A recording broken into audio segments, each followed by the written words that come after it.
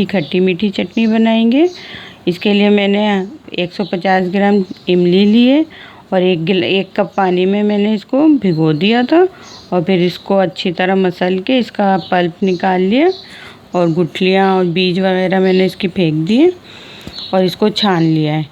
अब हम इसको पैन में डाल के पकाएंगे। जब इस पर उबाल आ जाए, थोड़ी पक जाए, तो फिर इसमें मसाले डालेंगे।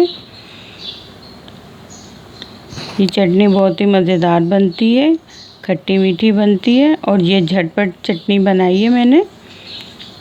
ये इसमें ज़्यादा देर नहीं लगती, बस 5 मिनट में ये चटनी तैयार हो जाती है।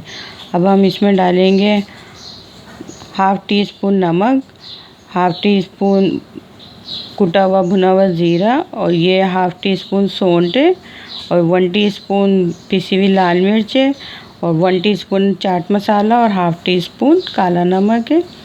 ये डाल के इसको पकाएंगे। थोड़ा सा चला लेंगे इसको चम्मच से और फिर हम इसमें 3 चम्मच चीनी डालेंगे।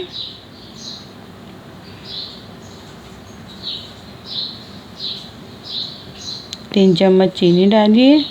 अब चीनी डाल के अब हम इसको 5 मिनट बस पकाएंगे।